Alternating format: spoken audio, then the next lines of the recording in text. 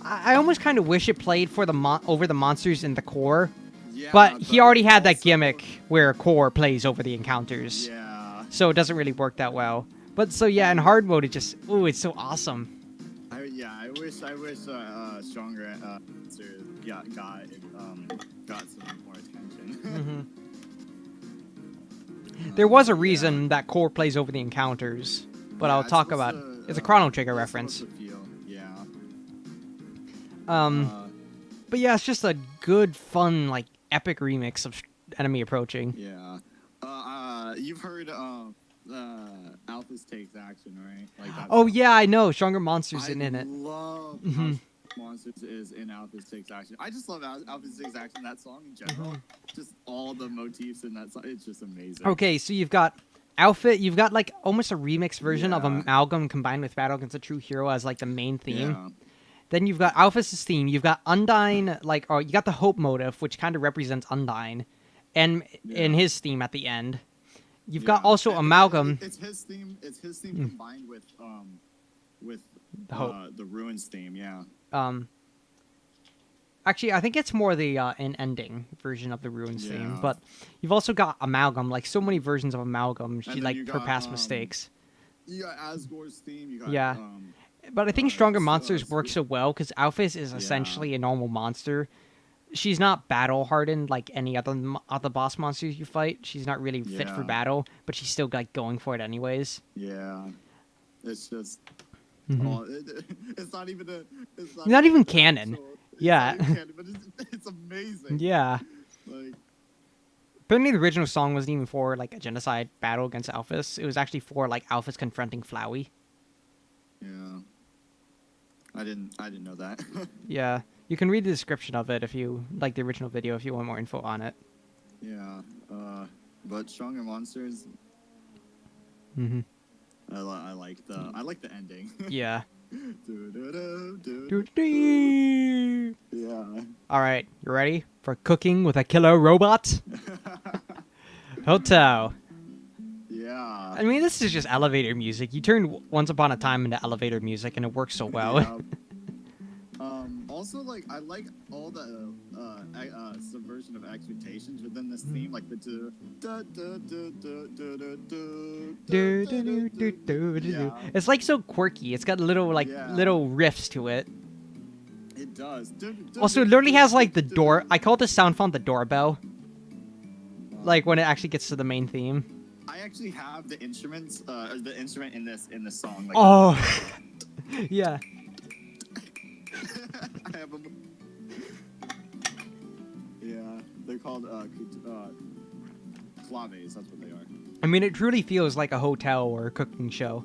Yeah, it does. But speaking of Once Upon a Time in this, I know it seems like Toby just wanted to make Once Upon a Time a hotel theme, and he probably did just want to make it a hotel theme. Let's be honest. But I also, in the hotel, there's like the memorial. The memorial for Kira and Azrio's deaths. But then you see Metaton defacing it with a statue of himself as a fountain on it, and you're like, that just kind of... That's basically the idea of this song. You're taking what is sort of a serious motive, represents some pretty tragic stuff, but you're just kind of defacing it. You're just kind of making it funny. And it just kind I never noticed that. Yeah, that's the way to look at it. Yeah, you just kind of made it funny. You just made, like, with the fountain and the motive, you just made a serious thing, a serious motive, probably the main motive of the game, and just completely trashed on it by making it a hotel theme, because why not? Yeah. That's just Metaton in general. He does not give a crap about anything except himself most of the time. Yeah, and like the fountain isn't even back into the fountain; it's going onto the floor, and what the the water is just. But the cooking show itself, I love how I almost imagine the yellow text where he goes like, you need sugar, sugar, flour, and eggs. I almost imagine it, instead of going his normal voice, he went like, first, darling, we need sugar, flour, and eggs. Yeah, it's like pre-recorded. Yeah. Like, ingredients. But also, I just love the fact that like when Alphys says vegan, and it's like, oh, that's a great idea. It's not even vegan. Yeah, she's like, yeah, there's eggs in it. Yeah. And it's just like he freaking takes up a chainsaw and it's like, and you're like, what? And then Alphys goes, wait! Well, no! Why not? What if someone's vegan? Great idea! Alphys, that's a great idea. And she's just like, I swear, I think even though it's scripted, I swear she probably thought he was actually gonna kill you right then and there. Like, he's just got a chainsaw for no reason. He's got a chainsaw. And I love how, like, the MTT brand soul replacement thing is just sitting right there. Yeah. Like, for all your cooking needs. MTT... Oh, wait, I know the full name. MTT... MTT all use... Always... always convenient... convenient. MTT multi-purpose, always convenient soul replacement. Like, soul flavoring, replacement flavor, whatever it is. Soul flavor replacement. Yeah, Yeah. It's a long name. And then you go and get it, and then it rises up. Yeah. And you're like, what? And you got this whole jetpack. You're just on a jetpack. Alphys modified your phone, you have a jetpack now. Yeah, but that's also, again, with the plans and, Yeah. like, this is all scripted and stuff. Even so, it's just the fact that you suddenly have a jetpack. It's like, where did this come from? Okay. Like, yeah, imagine you have a phone and it just, boom, jetpack. Speaking of the phone, Alphys's, like, calls during Hotland are such a good bit of humor. Yeah. Like, the fact that she doesn't even... Annoyed. Yeah. Some people are annoyed by it, but then I think it's funny because, like, all the notifications you get, like... Yeah. It's like feels so real too, and I love how like she's got her blog update and she's like, be right back, and I talk to the human, and then she realizes, hey, you should friend me on here. Oh wait, we're already friended. You saw all that. Oh crap. Oh, yeah, I hope you agree with me about Mew Mew too. Yeah, she literally calls you about Kissy Cutie Mew Mew, and she goes on this long rant about it. I love how Toby also included that same long rant in Deltarune. If you talk to her in the alley, she would like say how the Simpsons, like Simpsons, what the Simpsons show. Yeah, I remember. Yeah. Yeah. Also, did you know there's some unused dialogue for the calls? So you know how Napstabloop will friend you, add you as a friend, but the request will deny itself? There was an older version of that where it actually had your choice mattered. If you press yes, you became friends with Napstabloop, or maybe it just request denied itself. But if you press no, later, like a few seconds later, Metaton will like add you, and it'll say, Metaton sent you a mortal enemy request. And Papyrus will go like, congratulations on your engagement, you two. Hope you have a great and long like enemy, like life as enemies. I did not. But there's even more. Metaton has sent you an invitation to die. RSVP. And like I get how they weren't included because one, it were denied itself joke works pretty well on its own, and they're also a bit passive aggressive even for Metaton, even for Undertale. But it's just I love how it's just like Metaton will just like add you and say, "Hey, buddy, you made a mistake." Yeah. I know I'm trying to kill you already, but now I'm really trying to kill you. Yeah. Because they have connection with Napstabloop. Yep. And I love, and can you really call this a hotel? I didn't receive a mint on my pillow. Another one that has more characters than the seconds in the song. Yeah. And it's basically hotel, but sped up. But faster and more of like a... it's like the difference between the cooking show hosts like announcing the competition, announcing the rules, and then when they're actually like making the cakes. Yeah. Also, it's kind of funny. It's like a joke on how like in cooking shows they don't give you enough time.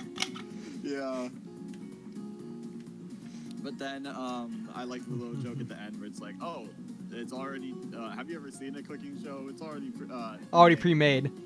Or the fact that if you actually fail, like if you get hit enough and you run out of fuel, and Alphys will be like, oh no, I should add in more fuel. Metaton will go be like, oh, looks like it's perfect time. But then it's like, oh, you ran out of time. Well, you're free to go. And you're like, what? Well, I can't kill you without a live audience. We moved to our commercial break. It was, yeah, it was a commercial break. Yeah. Like, also, I love how the title itself is like, I didn't receive a mint on my pillow. And it's like, do you really want a mint on your pillow? It's just funny, like the classic almost Karen Hotel. Can you really call this a hotel? Yeah, it is. It's like, oh my gosh. Just so much humor in everything. Yeah.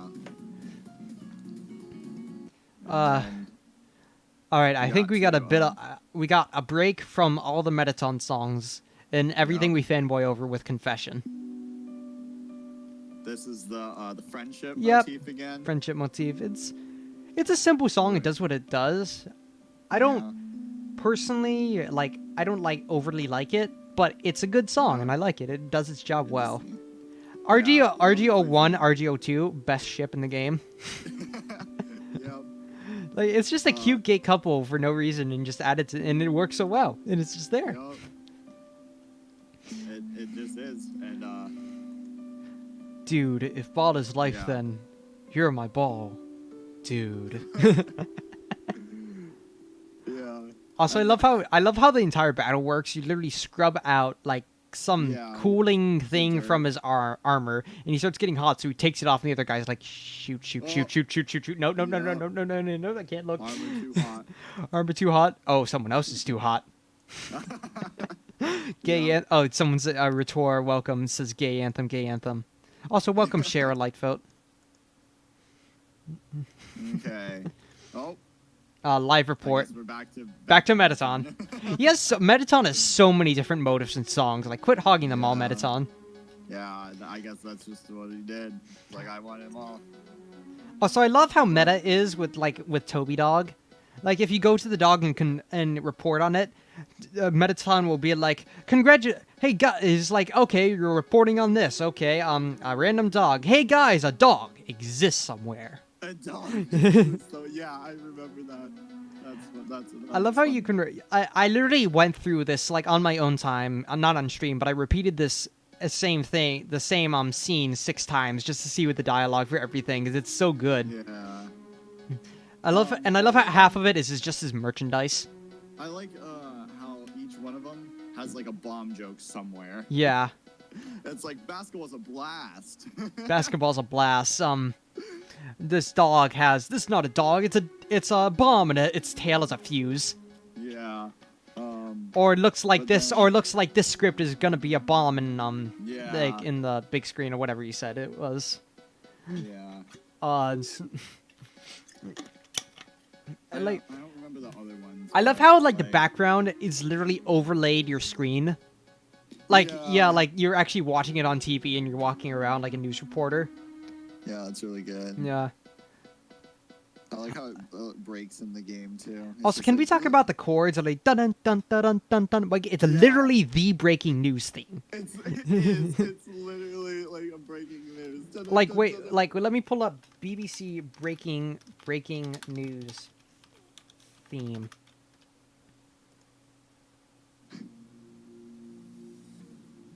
Let's No, see. wait, no, that's not it. That's a startup theme, breaking news theme.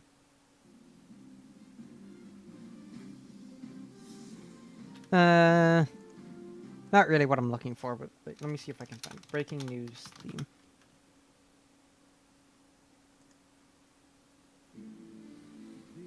Let's see if I'm trying to find one too.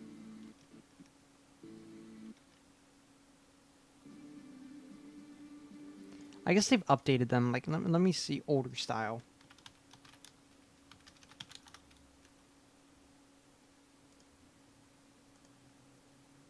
Yeah, let's see. They're all orchestral. BBC. I can't find anything weird. I'm trying to. Okay, yeah, I'm not finding this either. Wait. Old. Oh my gosh, come on. Oh, I found one. Oh, okay. Let's see. Where was it? It's not the same, but it's kind of. Yeah. It'll be on stream, but I don't know. But it's still the thing. It's like not anymore, but it's still the cliche news. Yeah. Dun, dun, dun. It's a cliche news. Like- that's what It's really is a cliche because no one uses it anymore. But like on any cartoon show, that's what it's like. yeah. and It's also like, dun-dun-dun. and also the actual Yeah. melody is both it's showtime, which is like so good, Yeah, it's amazing. but I it's love like it actually so a much. serious news theme. But then we get Death Report. It's dun-dun-dun, Also, I love the dun-dun-dun, duality dun-dun-dun. of the songs where it's like live report, death report, And then, because yeah, it's from news reporter to bomb diffuser. yeah. It's I had somebody because we were just discussing like sound, not in like this detail that we're discussing as, but we went through the whole soundtrack just and they didn't notice that it was live report and death report, and I'm like, there's a lot of things that they didn't really notice.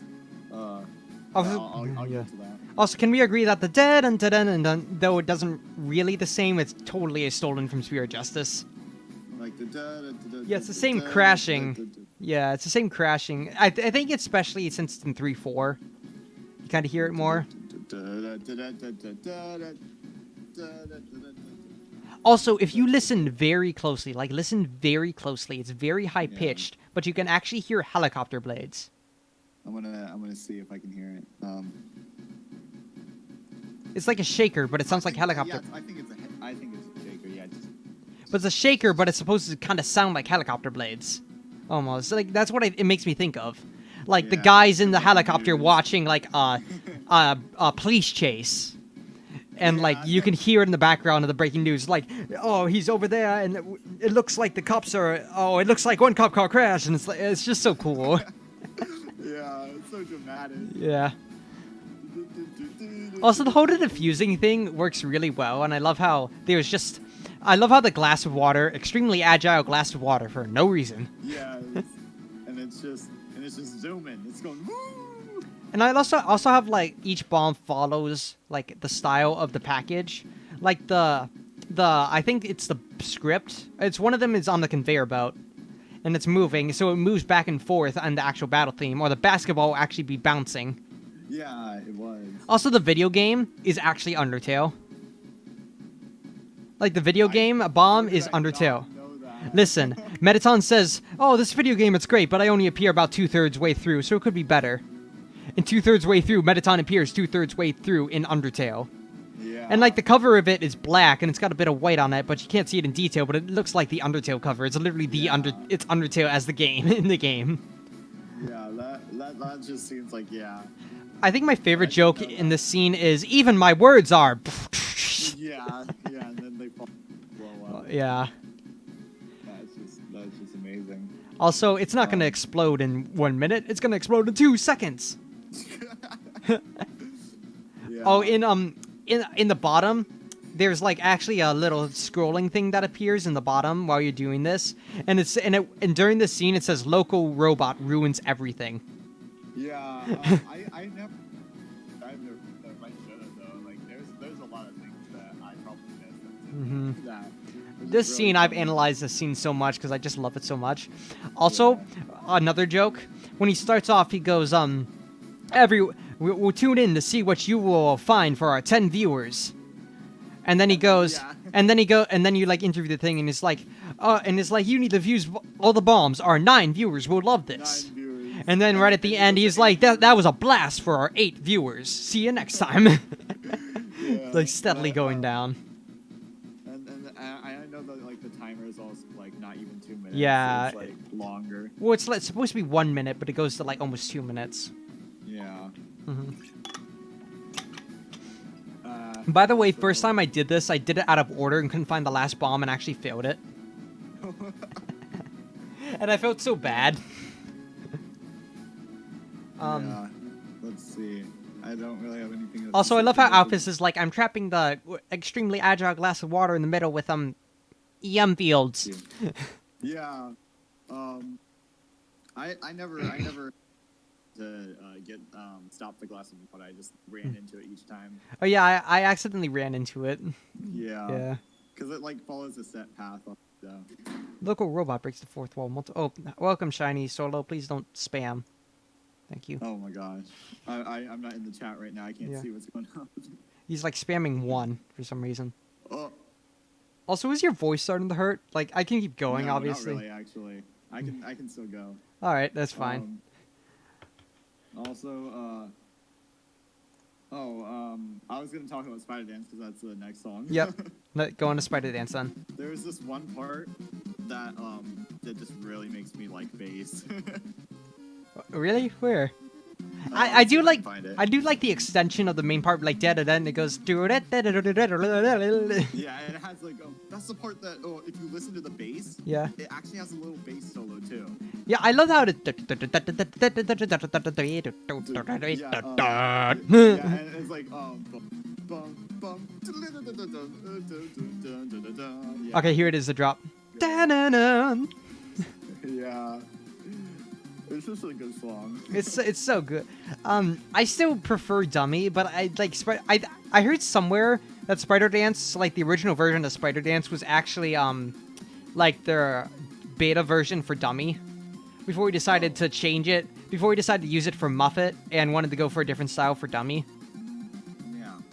So I never got any proof or confirmation of that, but I heard it somewhere, and I wonder, it's probably true. It could be.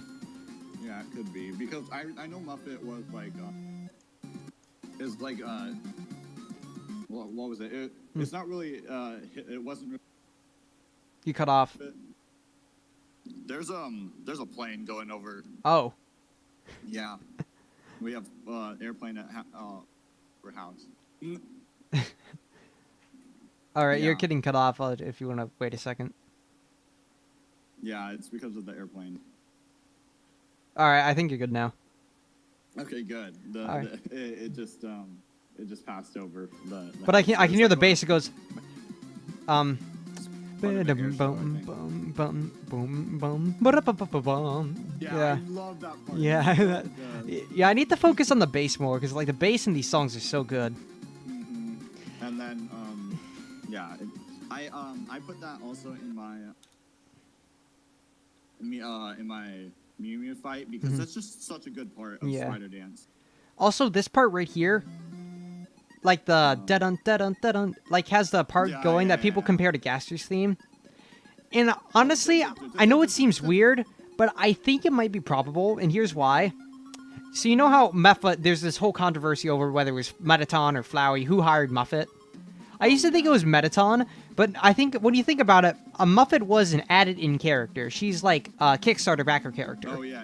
I was wondering if maybe a little bit of fourth wall breaking, that creepy person that was changing form, and even smiles are associated with Gaster. She said they had a creepy smile or something.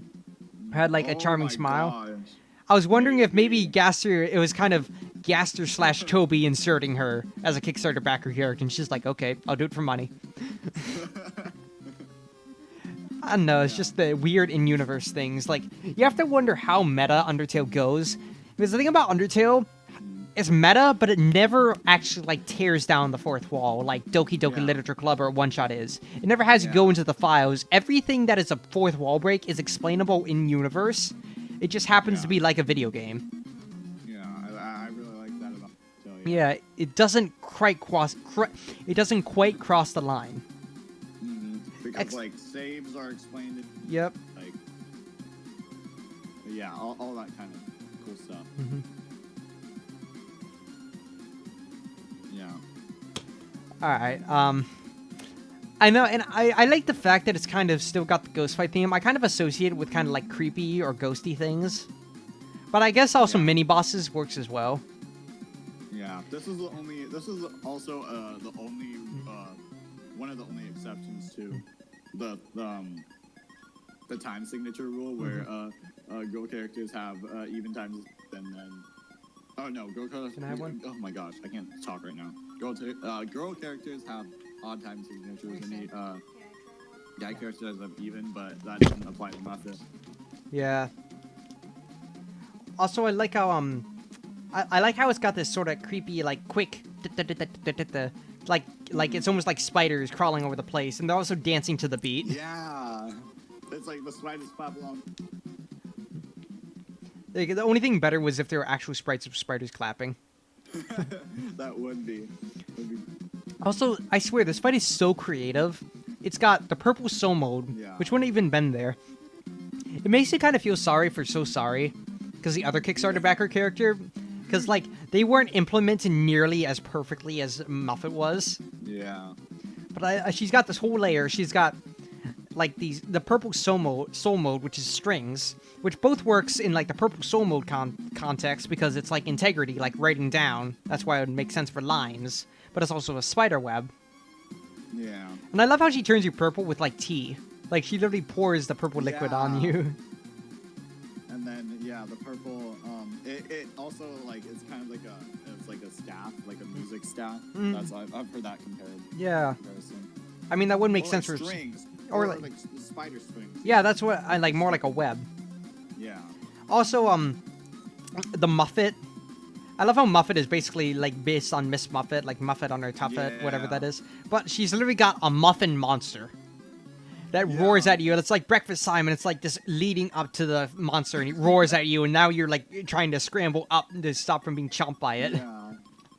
You're like climbing up the web, like ah. Like run. Yeah. Literally like that. Yeah, this entire fight is just really, really fun. Yeah. And like her attacks are based off of like there's spiders of course, but then it's based off of pastries like the donuts and the croissants. Yeah. I also like how if you eat the eat the stuff you buy, you can skip the fight.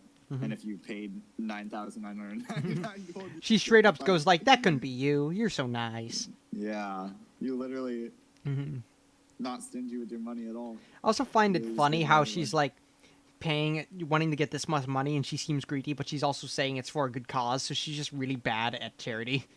Yeah. Let's be honest, she is greedy. Dun, dun, dun, dun, dun, dun, Dun, dun. brah. Yeah, that part's so good. Yeah. And I had to include that in my. It's always got like a flirty sort of like hee like mischievous feeling to it. Yeah, it does. And I had to include that in my Mew Mew thing. I put the dun dun dun dun. Can you send them can you send the Mew Mew remix in like Discord chat and I'll play it? Mew Mew remix. Meanwhile, I'll talk about Wrong Enemy. There's not much to go about it. Everything is original, I'm pretty sure, in it.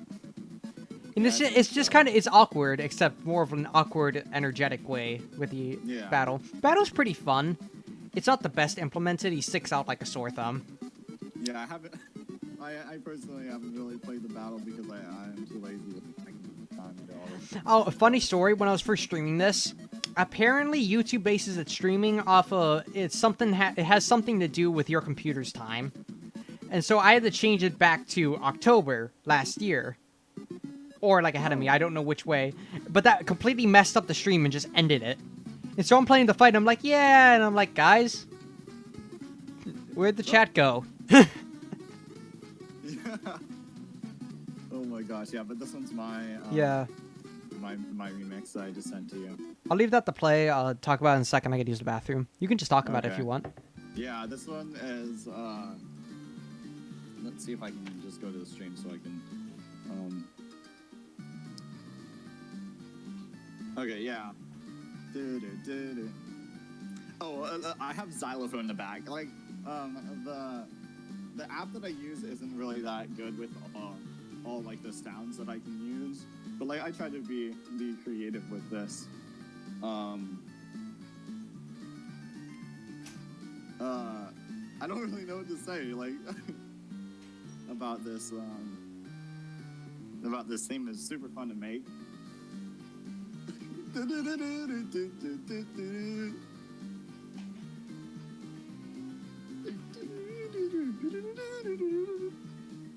I just love this song, and that's why I decided to make it. Yeah. And then I added the spider dance part. I feel I had to. Like, that spider dance part is so good.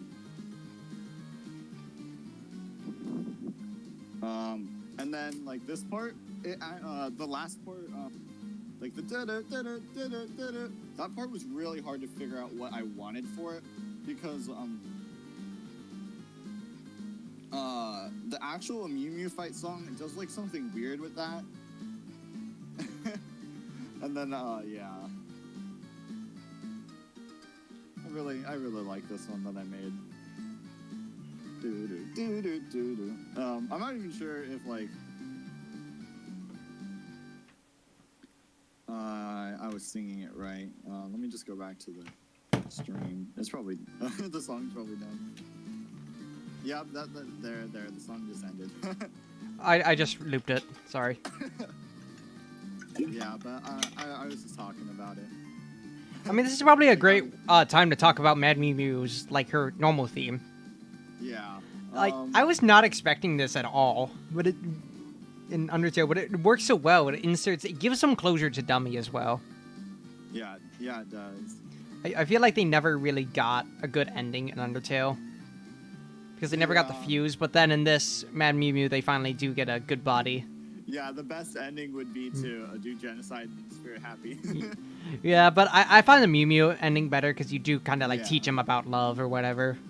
Yeah, I meant like the best ending for without, Also, I love how like the Dummy completely embraces being a cat girl. Like they still got the Dio sort of like angry face, but they just like go. But it's still like, oh yes, you.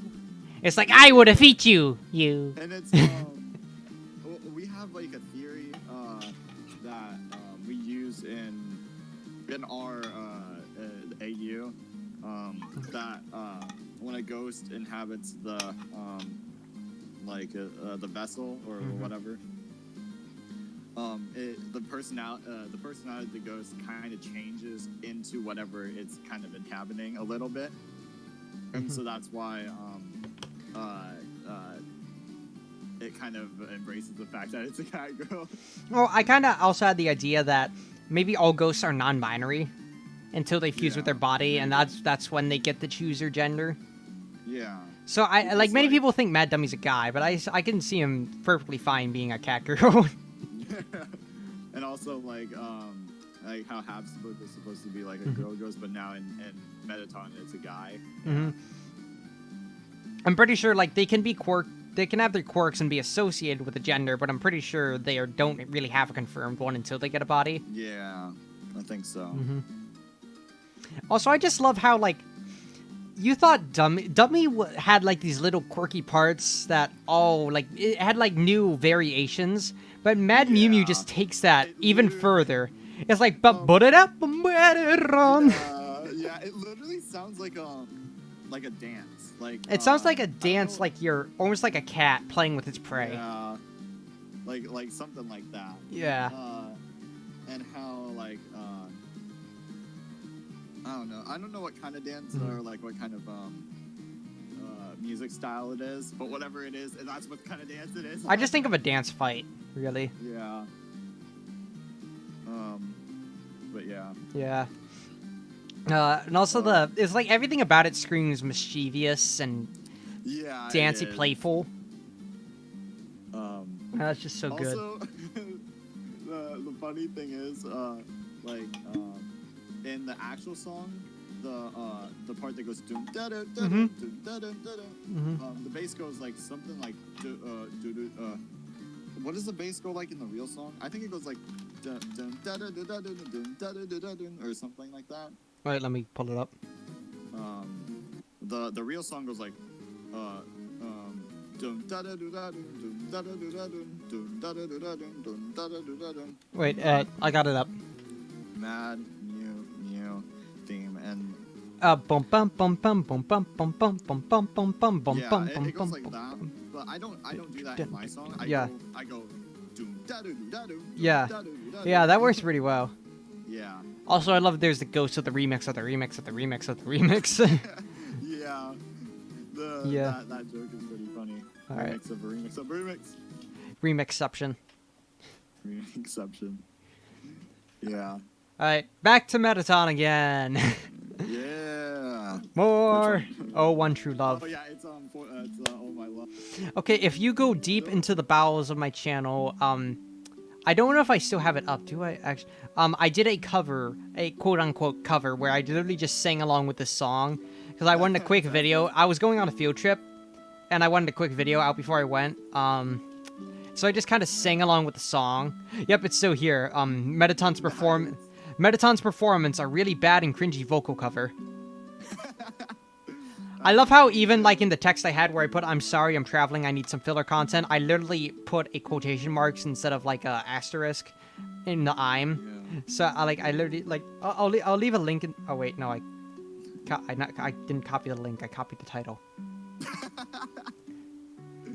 Yeah. What am I doing? I have no clue. Really bad and cringy. I probably couldn't do it. My singing is very cringe. I have a very high pitched voice. I can't sing right now because my voice is starting to like give out a little. Sorry, but I have a pretty good range. Whether I can actually like keep it good singing at that range is questionable, but I have a good range in general. I just love being like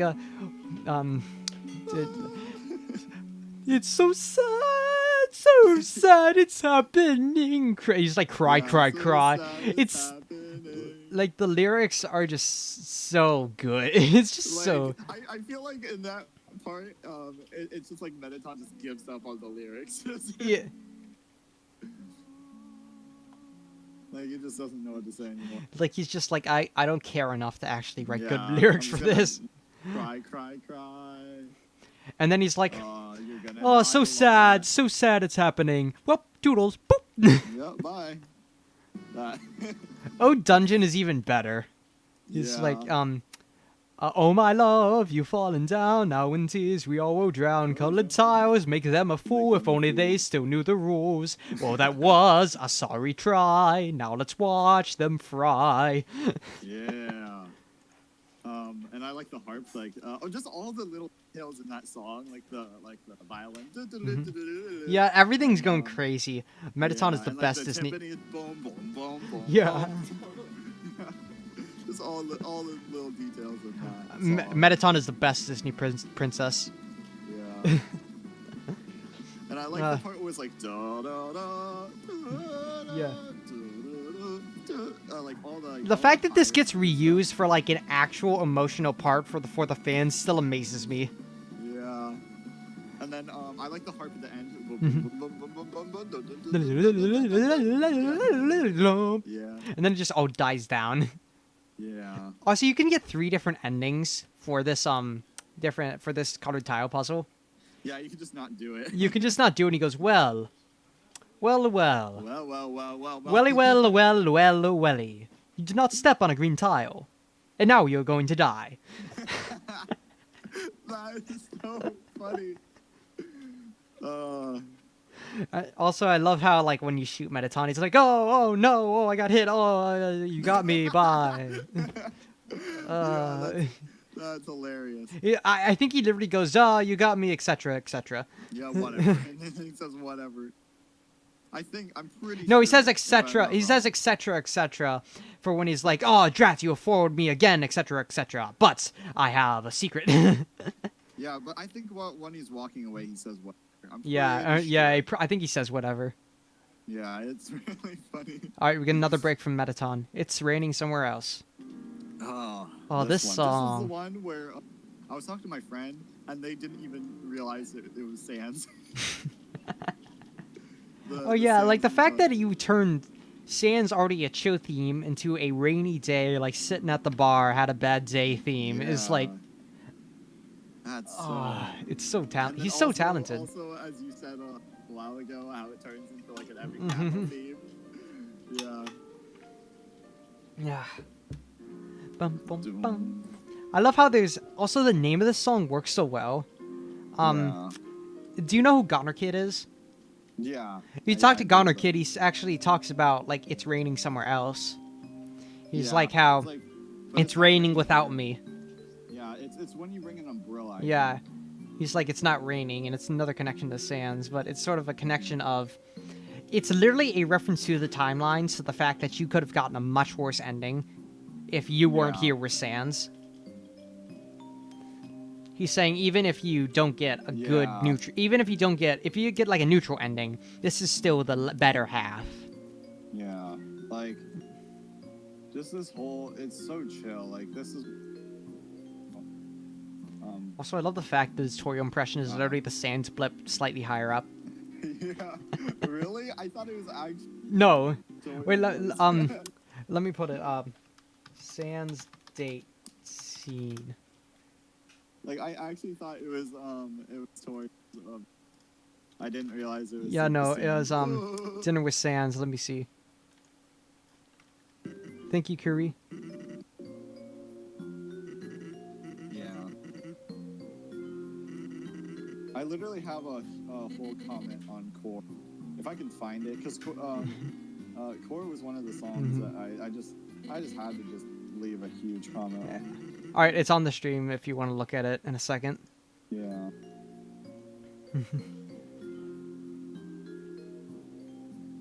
I'm not sure if I can ever find the. Oh, welcome the mystery man.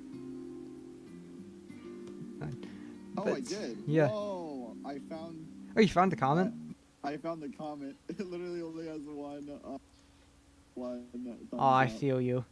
I had this like whole lore comment on the corruption in Terraria. Like before they actually came out with the Terraria update, I had this whole comment, like Yeah. giving this fake story to it, and I put it in, and it had like 2 likes for like a year, until like until the update came out, and all of a sudden it got like 300 likes.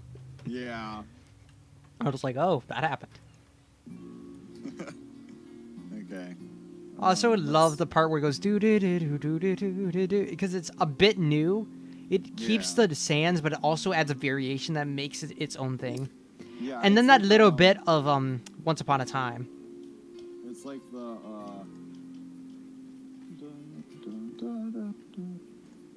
Is that the part that you talked? The do do do do do do do bum ba dum bum bum ba do da da da. Yeah. It's just like improvisation. Like yeah. I just love how well that second part fits there, and I think it definitely kind of fits with the whole "It's Raining Somewhere Else." Like that would be playing that fall. That bad part would be if you were doing a bad ending. Like that's what could happen. It just sounds like something that you would hear at like a restaurant though, like a live performance thing. Yeah, like the guy on the piano. Yeah, like just the guy playing some smooth jazz on the piano, and like the vibraphone, like a bass, and like It just works so well. So chill. Also, the "You be dead where you stand" comment. Yeah. Like that freaked me out. That's if you never do genocide. That's like the only time you ever see Sans with his eyes like darkened. Yeah. I think some phone calls he does it.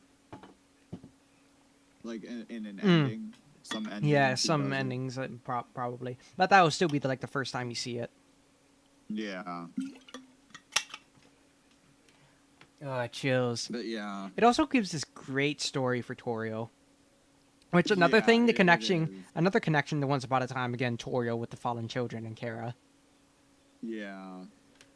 But yeah, it's just chill, and it's like it has a good relationship between Sans, and it's the reason why maybe Sans did pull some things behind the scenes, even though you did probably die. Lover's like, what's with that look? Despite the fact that he probably knows you can't die. Oh yeah. I like how if you don't die, he actually says you didn't die at all. I love some of his calls as well. Like if you didn't die, or if you didn't eat a healing item the entire game, who's like, "Are you getting hungry?" Or if you keep the bandage on, who say, "Man, you still got that sticky bandage on." Yeah. I actually didn't know. I still don't know a lot of dialogue. I didn't know that this. There was this chart existed. I had. There's this one where you read warning dog marriage. I did not know if you click it again, it said yes, you read that correctly. I didn't know. Oh, that. Really? Yeah. It says yes, you read that correctly. There's a few charts on the whole endings in Undertale, all the different neutral endings. Yeah. They're just really the neutral endings are one of the most complicated things in the game. Yeah. That's probably the most technologically. That's probably the most technologically impressive thing in Undertale. Yeah, how it counts for almost not even. I was about to say almost everything you do. It counts for everything. You do. Okay, listen. In your save file, there's all these. There's different numbers that are integers, but they're all flags for different things. So there's about 570 lines in the save file. 100 of those lines are for your current stats. Like, what's your name, what's your love level, all that, what items you have. That's about 100 lines. The rest of them are all flags, checks for what you did previously in the game. Oh my gosh. Of course it would Yeah. be, because like Every little it's all thing. about choice. And plus, what he had to do is he also had to get everything you do and multiply it by 2 because of the snowman. Yeah. Because you can do it and then also not take the snowman, but you can also take the. Well, you don't have to multiply by 2. Not exactly. Well, like it just creates put it, it creates an put it at the exponential beginning. amount of different Yeah. endings, but there's only one flag that adds a thing on. Like that's not exactly how it works, but Yeah, I was just saying like it adds like there's so many twice the different endings things. by 2, yeah, Yeah. that's what I meant. Core approach. This is just It's the really hotel, I atmospheric. think. Like it's pretty creepy, but it's just a hotel with some atmospheric wind added Yeah. onto it. Like Not much to it. when But that room where it fades from the yellows of the hotel to the blues of the core, and just looks so Yeah. pretty. it does look so good. Also, did you Like, notice that in the actual floorboard, like the planks that were making the bridge, a couple of them actually turn off and reveal to actually pipes that are part of the core. Yeah, I do. I really like all that Everything. detail stuff. All right, It's so good. now for my favorite area in the game, core. It's so good. I think one of my favorite things about this is that it has so much influence from Chrono Trigger. Yeah. Have you- I don't really know from the. Well, in Chrono Trigger, there's this area called the Undersea Palace. And it's basically, Chrono Trigger is all about time travel, and it's basically you have to get through this undersea palace to get this evil queen that's about the end of the world using this giant monster. But Yeah. while you're going through it, all the enemies, the battle theme won't play. Like the normal area theme will play over enemy battle themes, and it's this technological sort of technological terror that you've got to get through. That's all created to bring out the evil monster Lavos. But Core like emulates that. It's got the same looking style, like the bluish, metallic kind of things, and it's got the area theme playing over normal battle themes. Yeah. So like starting off with the core, you have like the dun dun dun dun dun, which is also in Death by Glamour. I Yep. don't really know like what that. I think most of the motifs in Death by Glamour that are like connected to the area theme are simply because you're in the core. Yeah, but I don't really know what that motive is supposed to symbolize. Like the dun dun dun dun. dun. I'm pretty sure it's just core. That's it. Yeah, it's just core. I also had You a get small. some, I also had a small theory that might be connected to Gaster's theme. It's got a similar thing, but I wouldn't want to say for sure. But considering Gaster's connection of he fell into the core, I don't want to completely rule it out. But it doesn't really have like. It doesn't have the same. Yeah. Also, there's a couple guys speaking German in my chat. That's cool. Okay. That's neat. But then this the bass though. Oh yeah. Yeah. It's just so. And okay, one of my favorite parts in the game is after the first like do do do do do, where it has the bump bump bump bump bump, but it slightly changes it. It goes it like goes down so hard it goes but Yeah. Yeah. So I actually talked about that in my comment if I can find it. Yeah, actually, if you want to paste your comment in Discord. Here. Yeah. This one. Okay. Like, let's see if I can copy this. Edit. Yeah, I'm gonna edit it and then select all, copy, and then go and paste it in here. Yeah, just paste it right here. I say, the Yeah. bass. All right. This song is so good I can't. Yeah. Yeah, this song's so good I can't. The core is a huge power generator, and the song just generates power somehow. And the part at 102 just sounds like it's trying to push you through a journey to the underground. Wait, let me play that. Like the da, da, da, Yeah, I feel that. Actually, in Undertale the Musical, the thing about Undertale the Musical is another medium never actually gets its own song. Oh gosh. Core actually plays over another medium. They did a genocide musical where another medium is used, but the guy just didn't have good lyrics for another medium, so he used core for both parts. Yeah. But like this part, it goes let me pull it up. Undertale. It's like it fits perfectly how you're describing it. Yeah. Core.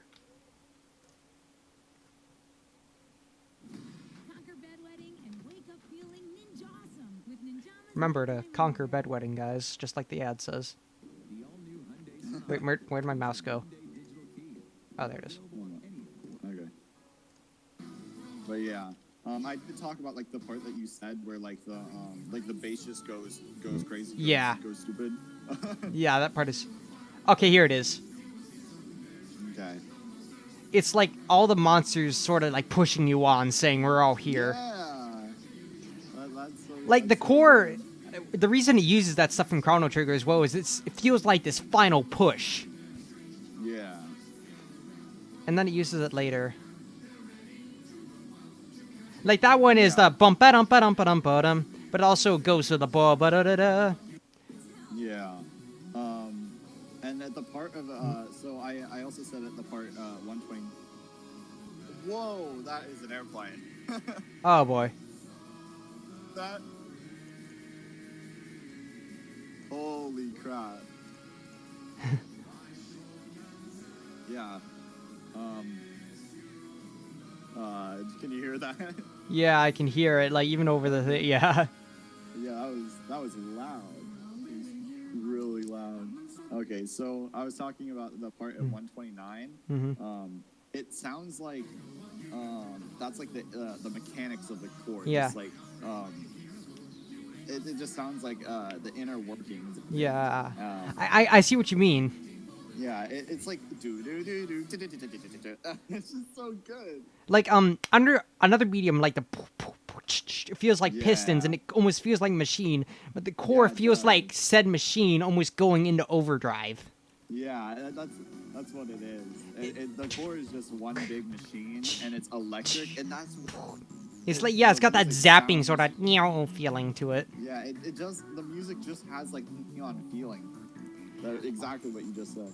Also, I love the key change right at the end. Like it doesn't just key change for the second part. It actually key changes right before it gets that final push. Yeah, and it's like the part at 102 is good, but it's a whole step lower than the actual one at 210. Also, just that's the actual. Yeah. Also, just the way it vamps up another medium is just awesome. Yeah. Like it goes bum bum. Like I listen to core and it goes wait, no. It goes bum bum bum bum bum. Oh, wait, okay, like yeah, bum bum bum bum bum ba-dum bum bum bum bum bum bum bum ba-dum bum bum bum bum bum bum bum ba-dum bum bum. Yeah, it just like steadily gets higher until that final push. It's let's see if I can because I know exactly what you're talking about. Yeah. It just sounds so hopeful. Where is it? If I can find it, it's Also, I just are you talking about like the bass thing? I'm talking about I think it's at 201. If I have that correctly, 201. Yeah, if you listen to the bass at 201, it just has such a motivating feel to it. Yeah. Yeah, it's just instead of the one at like a minute where it's like dun dun dun dun dun dun dun dun. Yeah. That's what it is. It's dun dun dun dun dun dun dun dun dun. Like everything is feeling smoothly, well together, like a well-oiled machine. Yeah, it is like a machine. And like then the percussion is exactly just sounds like. Yeah. Like a factory almost. Yeah, it's a factory. That's what I was yeah. trying to say. Also, I love how Ice Wolf's ice can actually be seen falling into the core. Yes. Yeah. I like how you could like just see it throughout the whole underground, and then just see it falling into. Yeah. and then you get the bass part where it goes ham.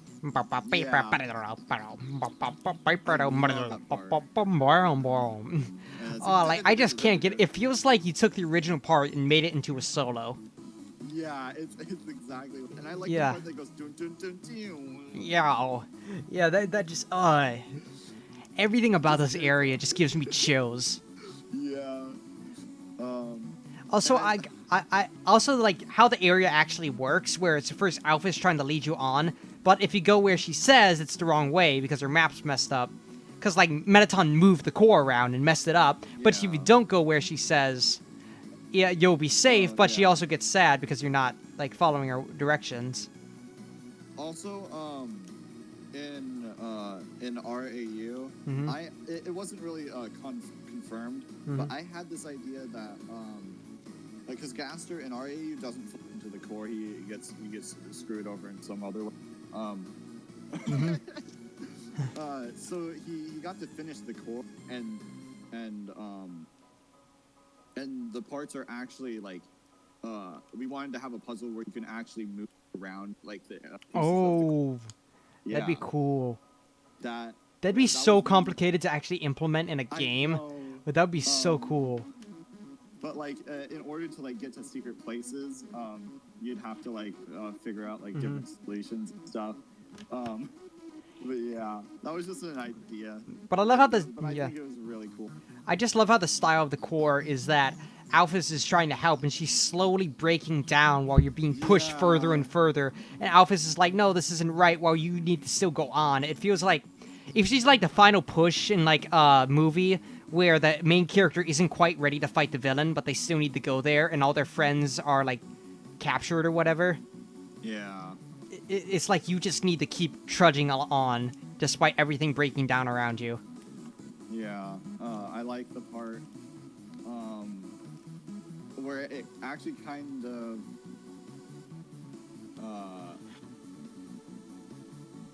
I don't know how to say it. It makes you just I don't really remember the details. Like somehow if you don't listen to Alfie in some parts of the she kind of like asks you like, do you not trust? Yeah, It she made me asks you feel if you, bad like that. and like she's like, don't you trust me? Yeah. And she'll like be disheartened either way, and it's like so heartbreaking. Sad. And like after all that heartbreak for Alphys, all of a sudden Mettaton comes in and is like, it was a lie the whole time. It was Like the cake was a lie. I also kind of like once Alphys gets cut off at the core branch, you actually get this confusing sort of puzzle area where you've got to pick which side you go through to finally get to the end. Like, do you pick the puzzle path or the warrior path? It just kind of becomes a mysterious sort of you can't understand what's going on thing. Yeah, the puzzle path is like you puzzle warriors like cross the bridge and fight the.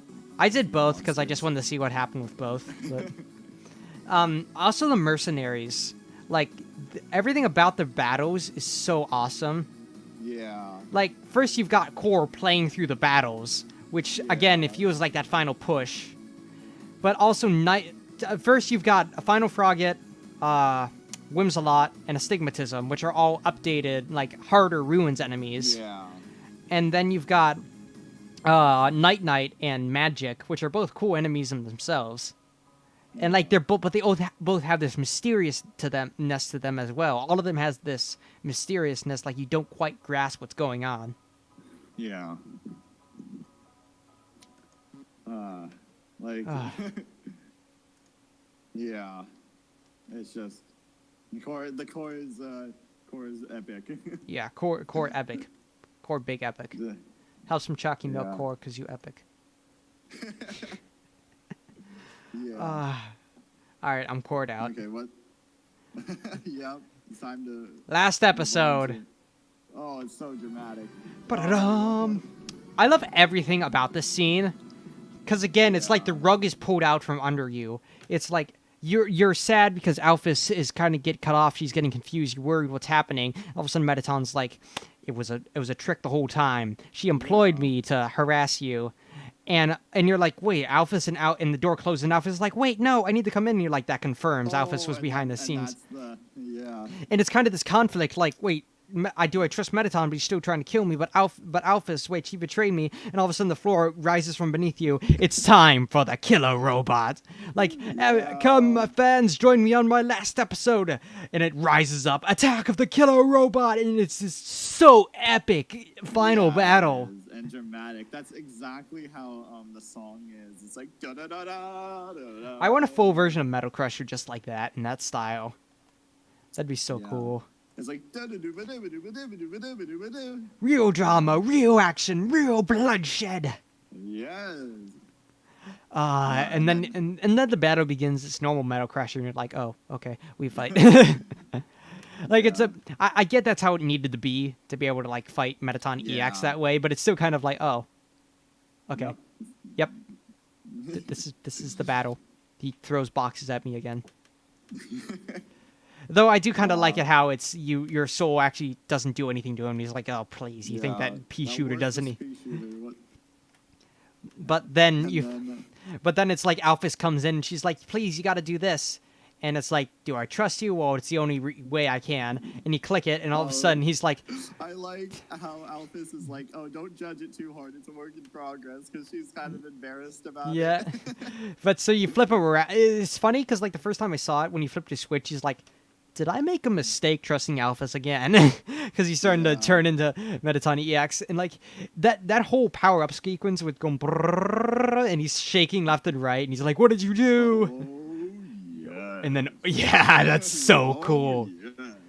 Like, the song's Oh My.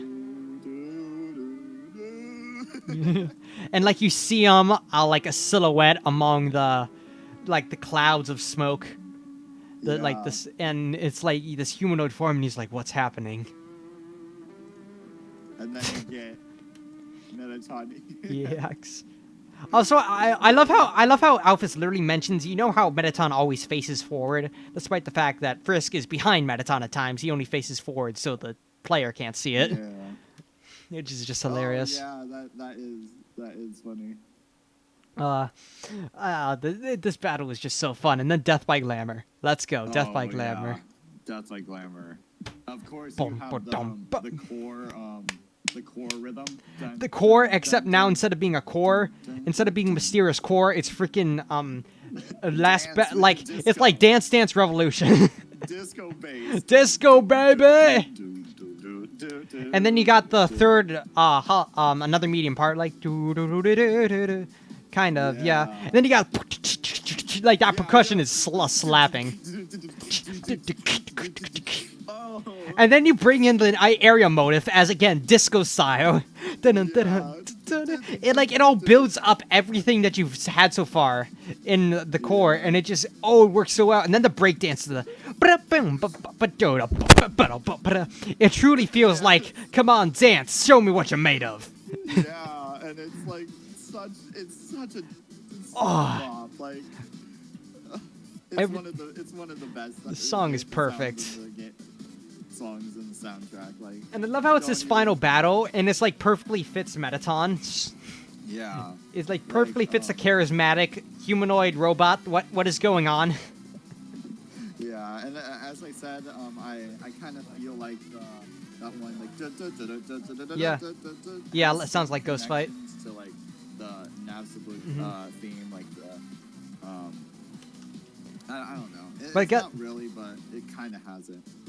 But God, then it drops into Metal Crusher, and it goes burn, and it goes so hard. Like last episode is good and all, but oh my gosh, this is just ooh.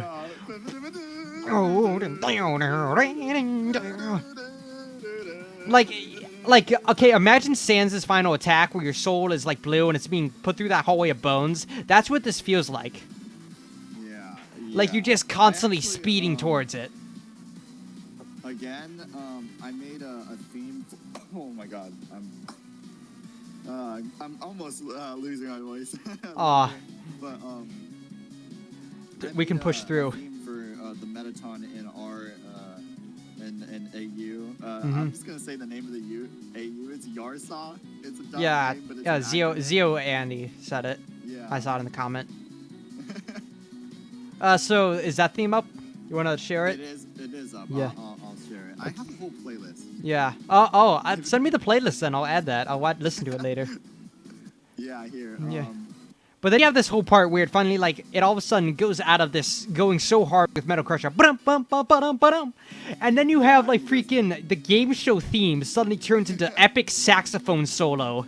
Yeah, Like, it's like you can literally see, like an Elvis impersonator with, like, instead of a guitar, a saxophone going on the floor, going hard on this saxophone. Yeah. It's just amazing. It's yeah. I have the playlist. If you wanted to check out the Yeah, I got it. fight, it's Metaton. Death by Metaton. That's what it is. Death by Metaton. Oh, here it is. I love how it's literally called Death by Glamour. Like, he's so glamorous and he's gonna kill you with glamour. Also, I love how in the second part of, like, the saxophone solo where it repeats, it's got, like, those showy 80s style, like, synths up really high. Da, da, da, da, like the sparkles. Yeah, it's like Like the sparkles and stuff, and then it leads all back to the core theme. Yeah. And you've got, like, that... harder. The Bit Crush thing doing its own solo, and finally ending it off with the... And finally ending it off with the beginning of Metal Crusher. Ba-dum, ba-dum, Yeah. bum, bum, bum, bum. Yeah, and the beginning of Metal Crusher is also in like the middle of the song, I think too. Yeah. Where it's like dun-dun-dun-dun-dun, Yeah. dun-dun-dun-dun-dun. Yeah, I'm gonna play the Metaton song, and I gotta use the bathroom again. I've drank a lot of water. Okay, Metaton. This one, I'm also really proud of this one.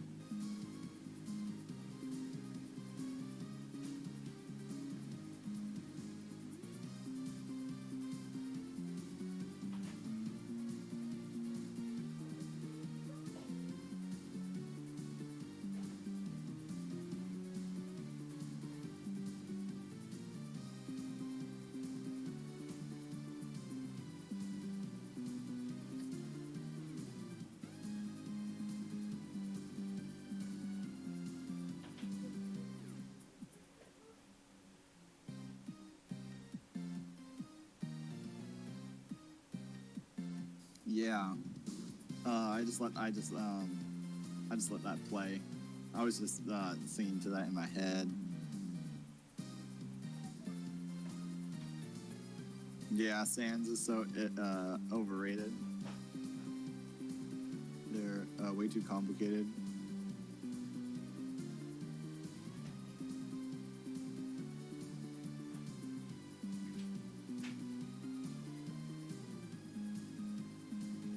But yeah, this is the song that I made right here.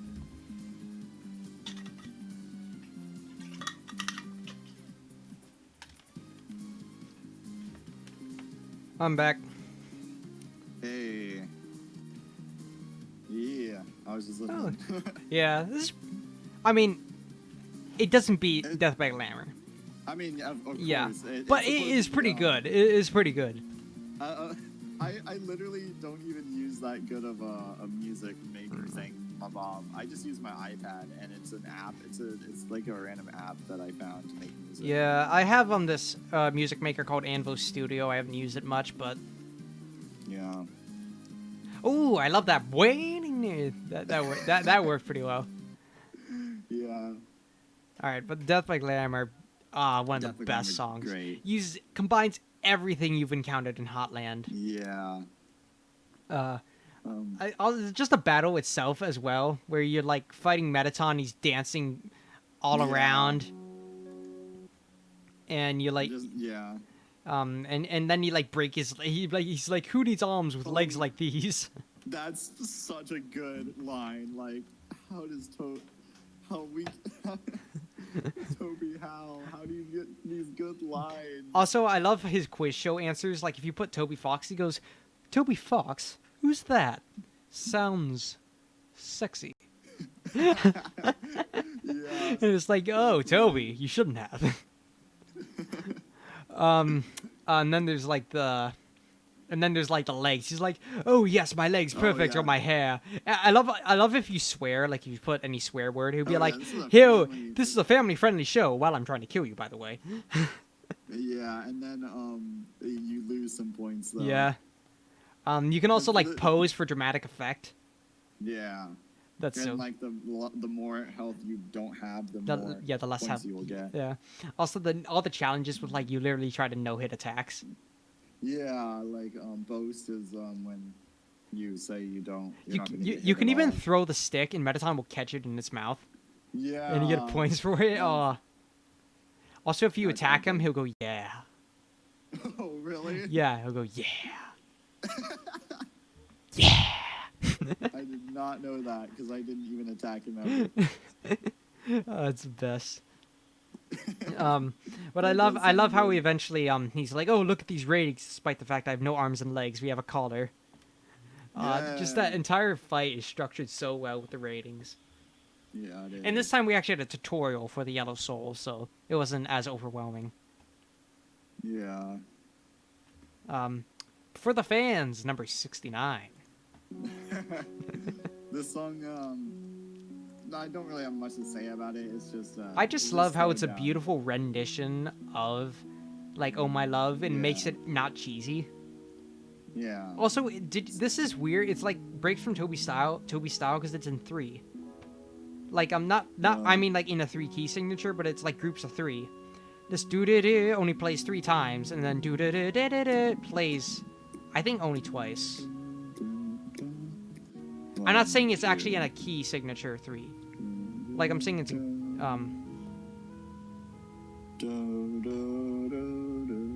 Yeah. like the Budam Bam only plays 3 times instead of 4, like you'd expect Toby to do. I just thought that was Yeah. interesting. Yeah, I don't really have much to say about this part. Like, It's just a cute little part. I love how Yeah. Napstablook kind of brings Mettaton back. yeah, and then Mettaton said, no, wait, blue. Yeah. That's funny. And then everyone tells Mettaton, like, and he's like, oh, the underground needs me. And then he Yeah. shuts down. And Alphys panics for a Humans have second. Stars. Yeah. Like, that's like a really good lesson in general. Like, I think Yeah. Mettaton is one of the best character arcs. Yeah, like how he realizes that the underground only has him, and humans already have everyone. And how he'd, like, leave a gap that could never be filled or whatever. Again, I don't. Yeah, I I want to just talk about CIA's AU, but like Papyrus has like a different kind of problem with like the popularity. He thought that being like a star is like everything he's ever wanted, but still like it's kind of sad that he's gotten so popular that he can't really like meet all his fans, because like every single one of them is like his fan. It's like Papyrus suffering from success. yeah. If I talk... Yep.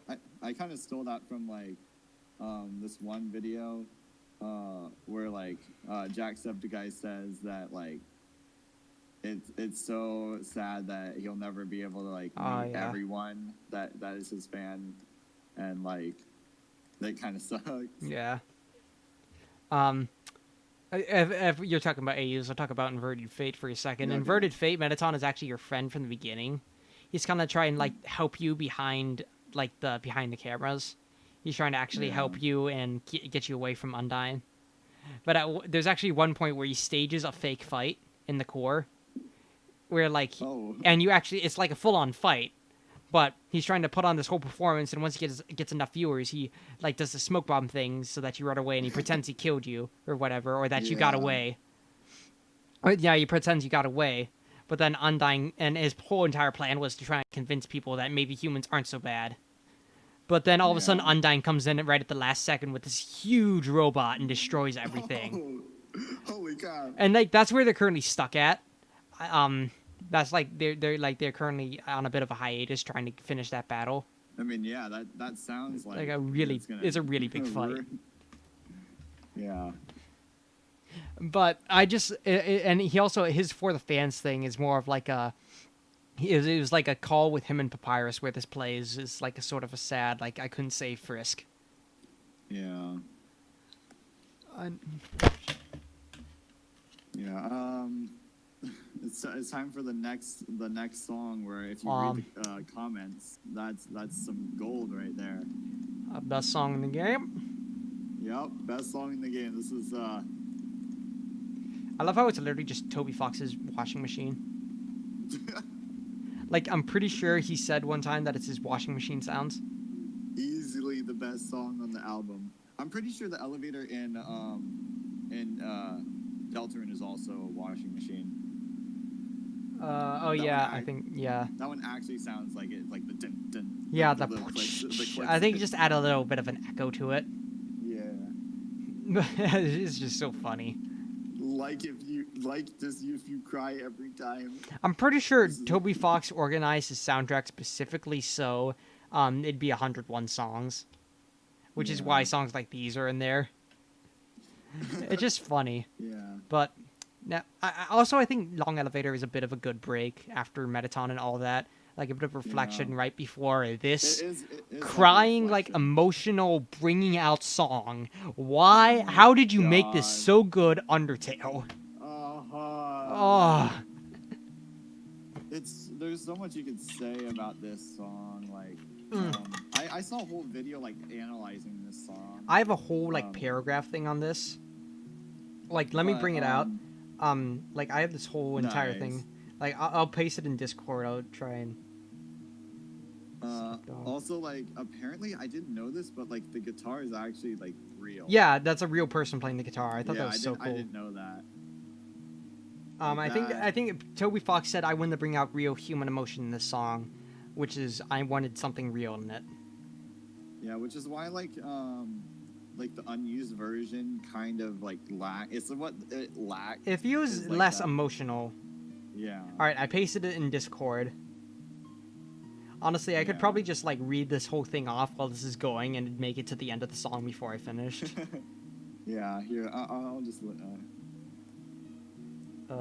see. Okay, wait, my message is Yeah. too long to paste all at once. This is a It's problem. too long. Wait,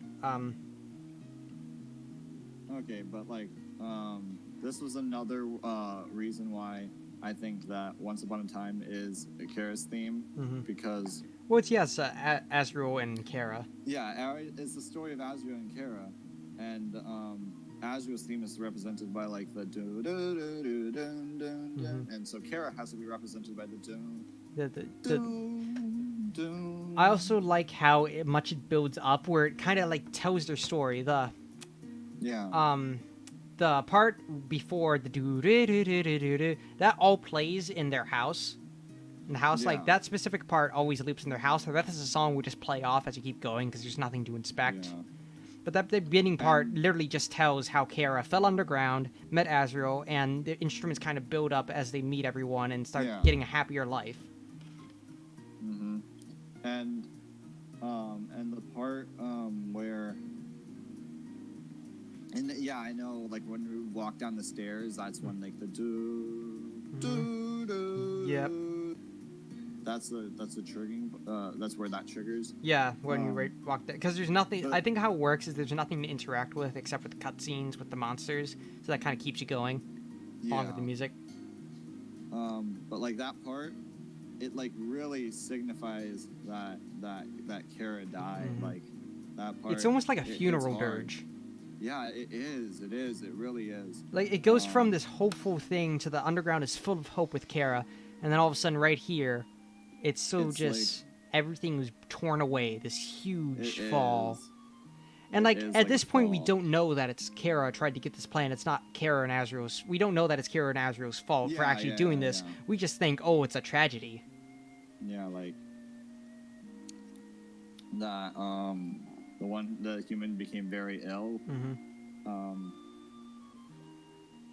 but I don't know why, but this detail where like then one day, and like the other monster No, the couldn't next day. say it. The next day, yeah. I'm sorry, I don't really Kara have died. the The human died. But yeah, the other monster couldn't say it, and so the other monster had to say it. They kind of dragged it out because they just didn't want to say it. It was too hard for them. Also, I Yeah, love how and every so- monster, it's like every monster you've encountered, it's all from different areas. Yeah. Okay, so but then we get one in his theme again, and this is when Azrael and Kara combine.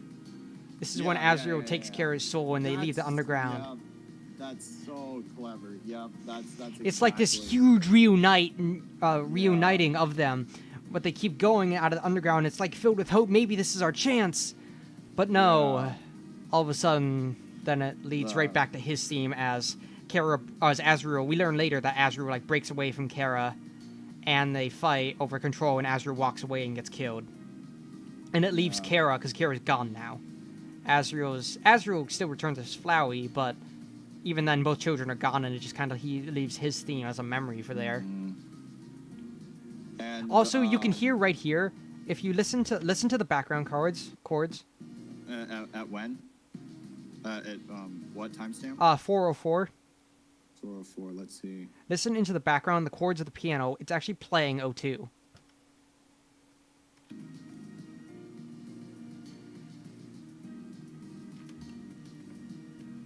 I wait. Okay. Dun, dun, dun, dun, dun.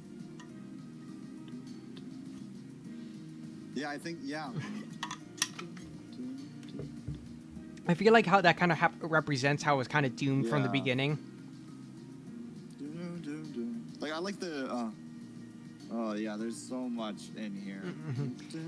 People And it on the sounds surface, this so song just hopeful. feels like his theme in Once Upon a Time, but if you really listen to it, there's so much to it. Yeah. But then you get like, his theme on its own. It's like this, again, this marching sort of feeling, as Azrael goes back home and the underground has to witness this tragedy. Like I watched a YouTube video and it's like why are they saying like this such tragic story, but like the music kind of doesn't feel like it.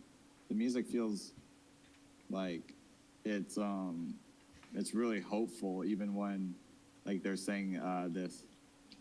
Well, The it is story, sad at like- points, but I think we can get to that right at the end. How they're still hopeful because of you. Yeah, they are hopeful, but like it's because It's like yeah, melancholy. Exactly. It's because It's bittersweet. It's because you're their like final hope.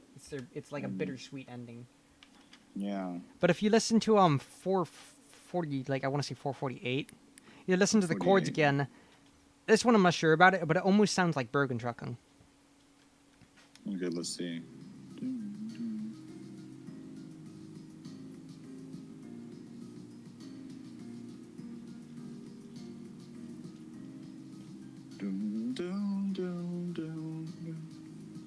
Like it's not the exact, but it almost feels like maybe this is kind of signifying Toriel and Asgore breaking up, them getting mad at each other, fighting Actually, until Toriel leaves. I thought like this part was like because you don't hear like the don't in this part. Yeah. And like with the story, it kind of this is the part where it says Azrael smiled and walked away. I think that's where it like lands.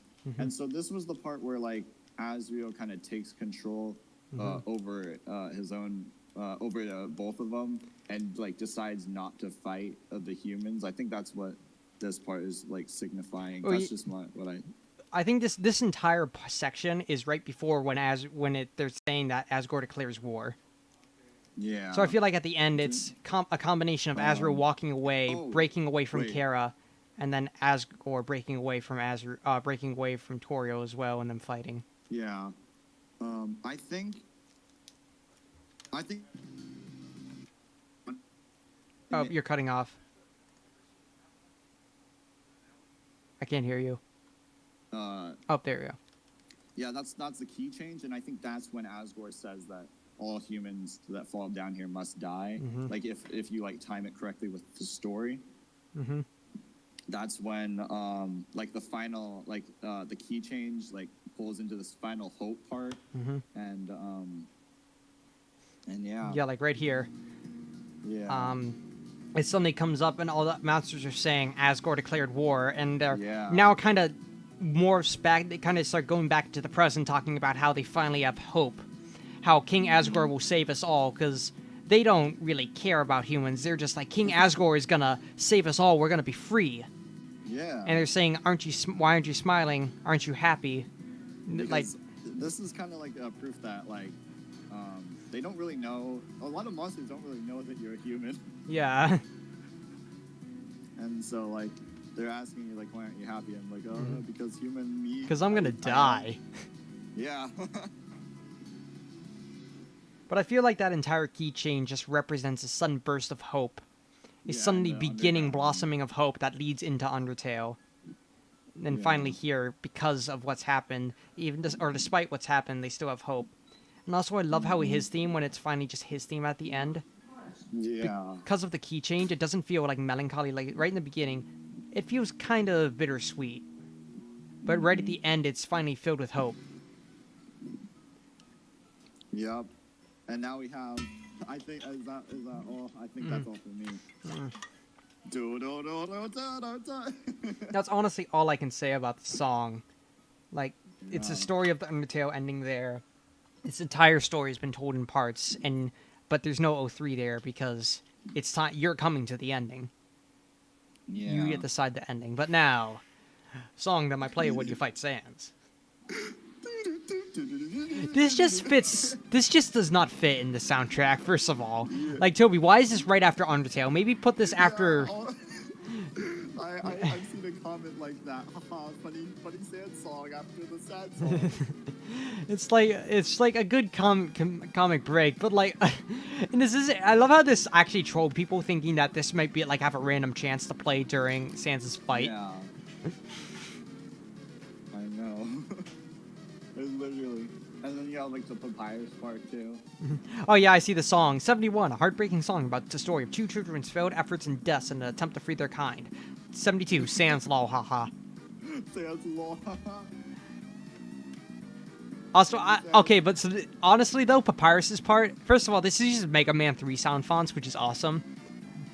But also Papyrus's part where it goes, it just like, that's so, it's so derpy, but it also goes like really hard. It just feels mischievous.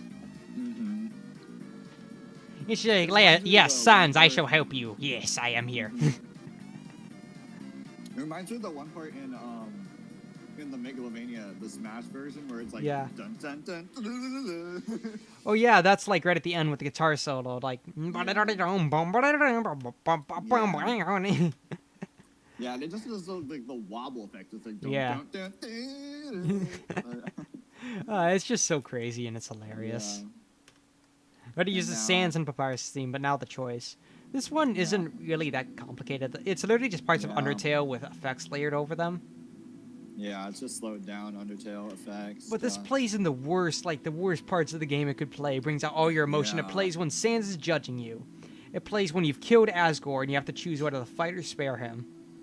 And it plays during Sans' fight where you gotta choose to fight or spare him. Oh, yeah. And it's like always a choice. What did you choose? What will you choose? Yeah. And that's no one really talks about it anymore, but the entirety of Undertale emphasizes this fight or spare choice right up to the end. Even if you're doing pacifist, it's this final end. Will you be able to fight or spare Asgore? Yeah. And then, I'm just gonna, like, listen to this, because... Yeah, let's just let it play out. Because even though it's, like, not really... like a song that you can like sing. This is like a song.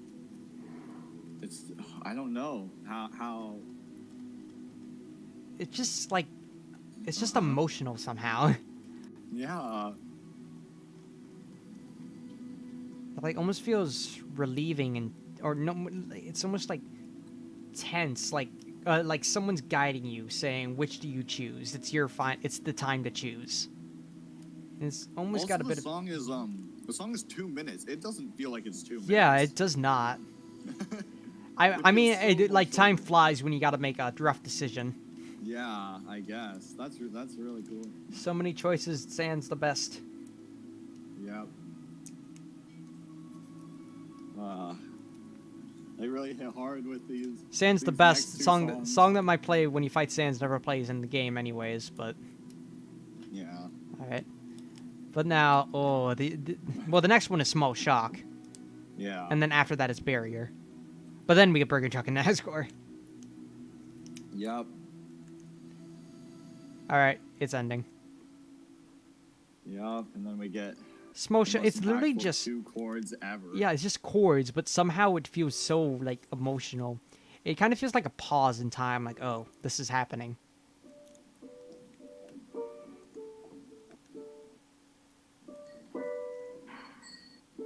Yep. And that plays in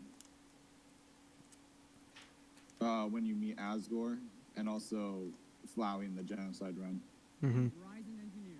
Oh yeah, when you Yeah. talk to him in New Home, Yeah. it's just sort of this sort of pause, like this is it, Yeah. and it's just like Like- ish. It gives me a is bad like feeling. another reflection song. Yeah.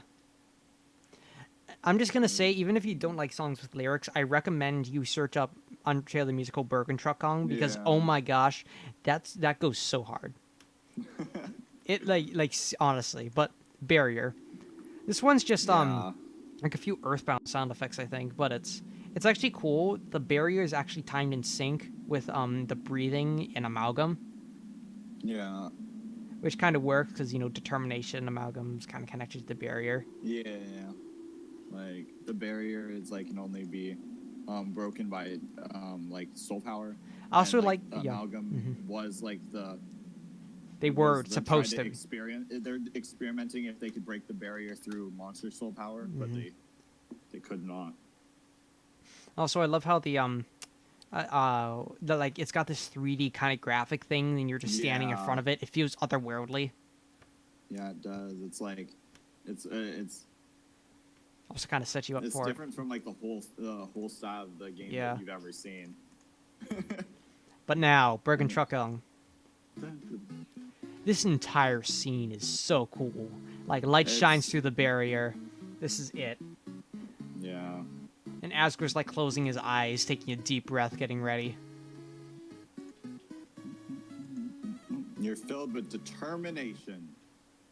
Huh. And then he looks down. He says, "Human, it was nice to meet you. Goodbye." Steps to the left, whips out his trident, stabs it into the Mercy. And you're like, oh my gosh, I thought you were nice. Yup. And all of a sudden, And it just then- like, I love how he doesn't look at you the entire battle until the very Yeah. end. Because he can't. He's so ashamed. He's like, And he you, can't look at you while he's just absolutely destroying you. I don't know why, Yeah. but every single time I've ever fought Asgore and beat the fight, I end up with 1 health. oh, 1 that's HP. neat. That's cool.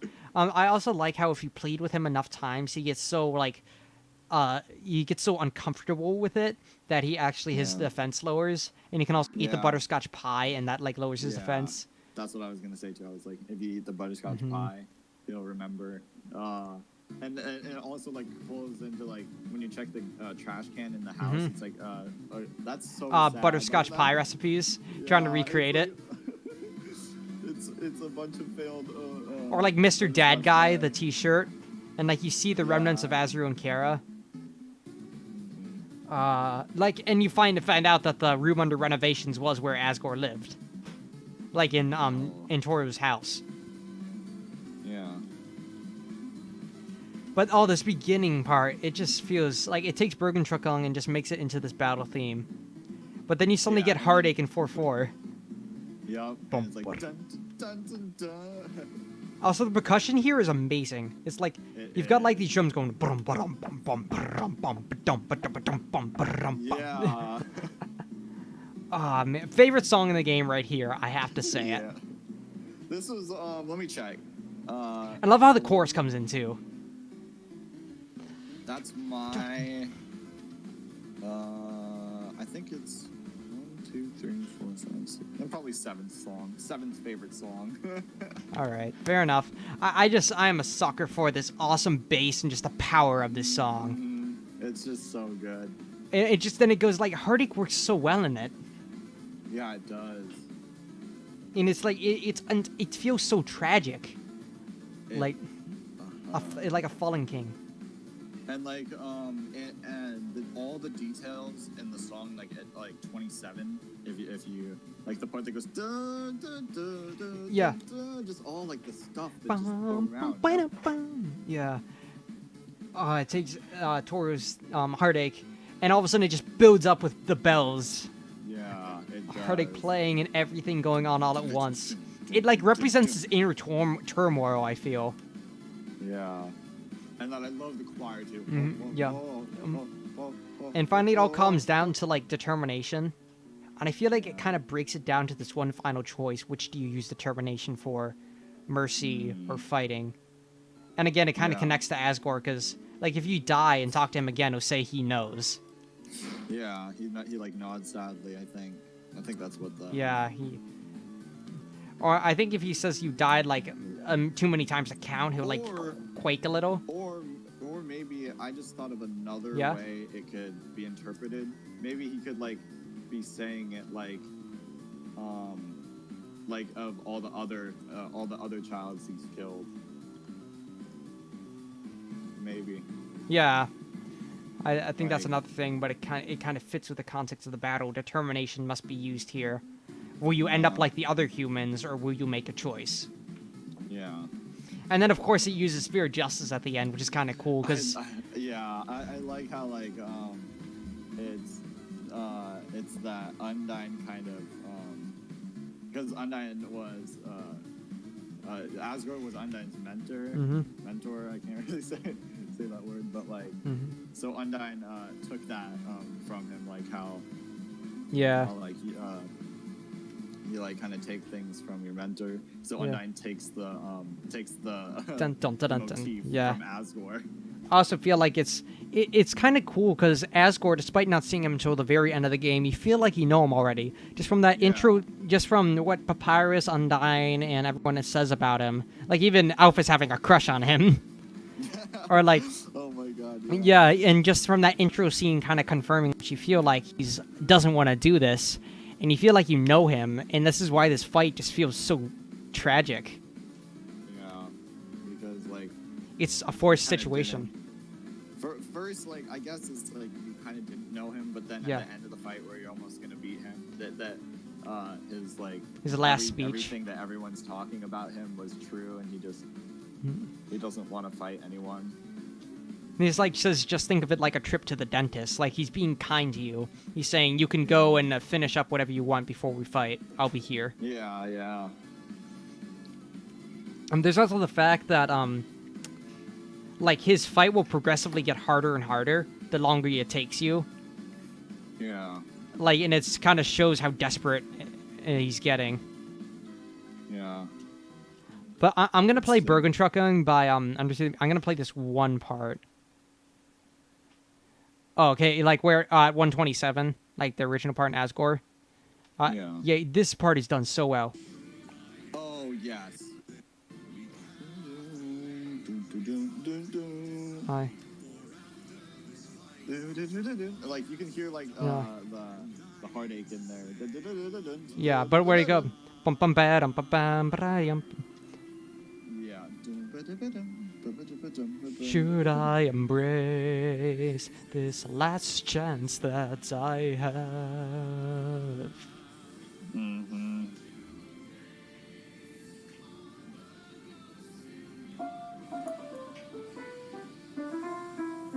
Ooh, nice. I did it. I played it. It's actually easy to play because it's all white notes. But in I got lucky. But in the song, like in Determination, it almost feels like this moment of reflection, where he's like, maybe I could take this chance, and like be kind to this human. But then it like all of a sudden it builds up, and he's like, no, I can't do this. I've already been through this song and dance before. I know it won't end up right. And so it's like I just love the lyrics in Undertale the musical. They're like just as poetic as the game. Also, I'm just gonna say the Yeah. bass goes hard in that part. It's like, Oh yeah. Yeah. Oh god, how? It's so good. I love how like they take Determination. The only song you've heard is this sort of hopeful but yet sad, bittersweet game over theme, and all of a sudden it turns it into this remix battle theme for the final fight, or not actually final fight, but what you think is the final fight. Yeah.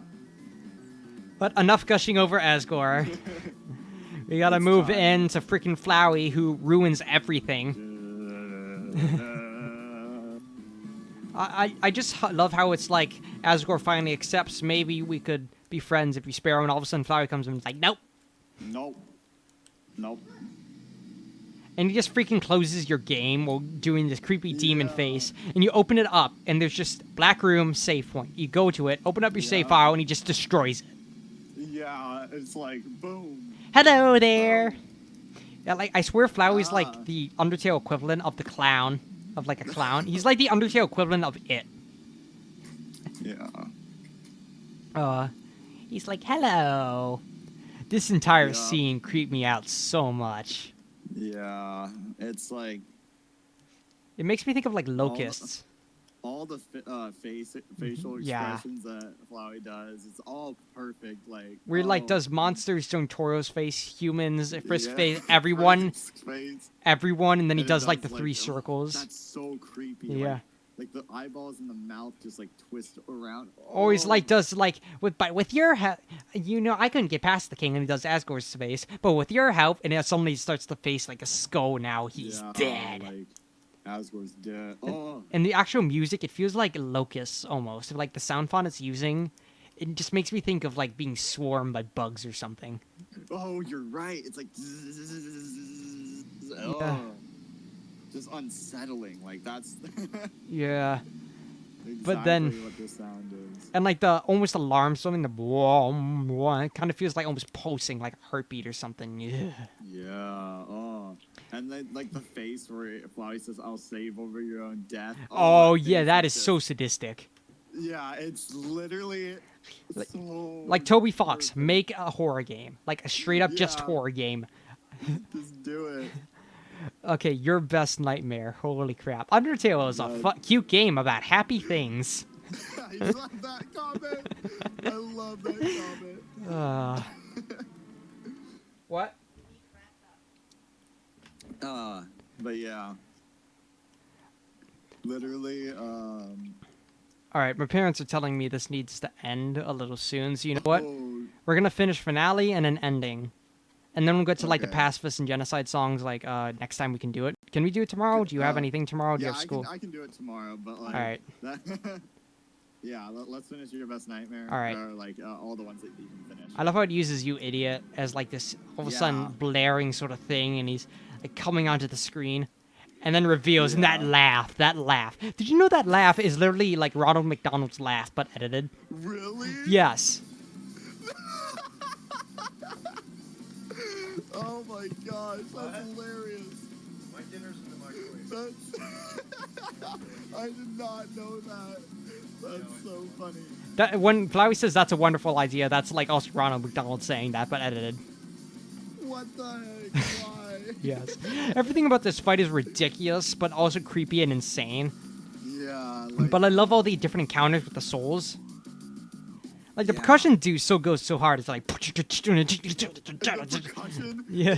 It goes amazing, and then the bass. Yeah. It's just so weird. I love all the different like quirks as well with each soul. Like it's all your best friend, but it's got the different bass parts in different styles. Yeah. It like all the different styles, like the. And I think this is when I first real. Oh yeah, you want to go? I was gonna say like all all the heart, the soul things, they basically have the same the percussion. It's Yeah. yeah. Yeah. They have the same percussion. And then the Yeah. boredom, that's probably my favorite part of like the crazy part of like the Omega Yeah. Flowey parts.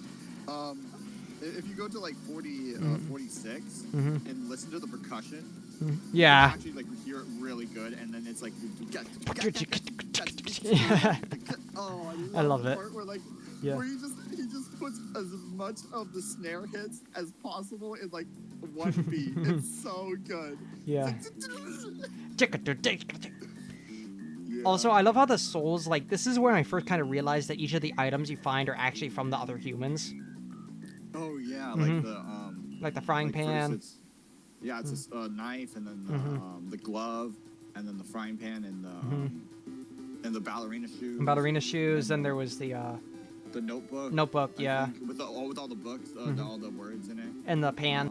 And the gun. The gun. That's actually what I wanted to talk about. If you go to because which one's the gun?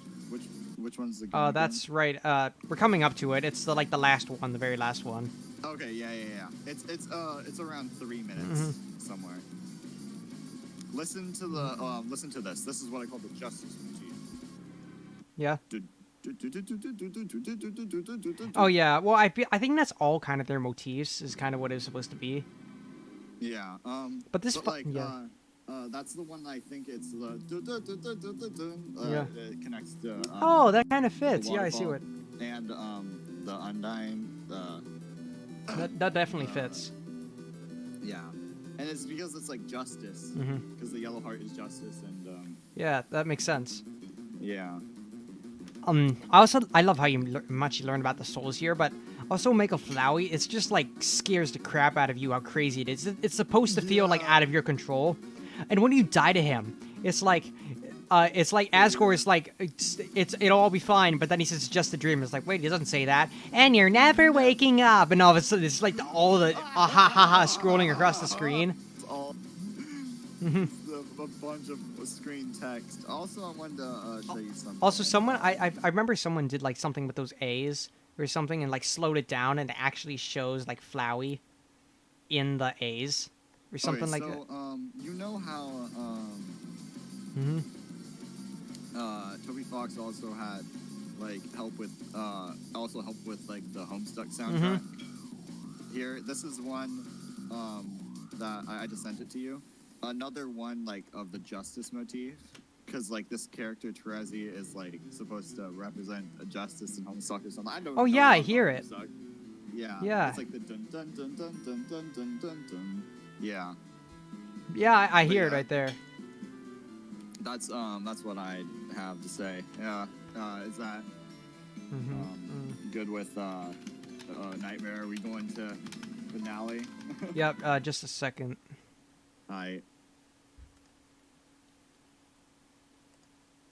Yeah. All right.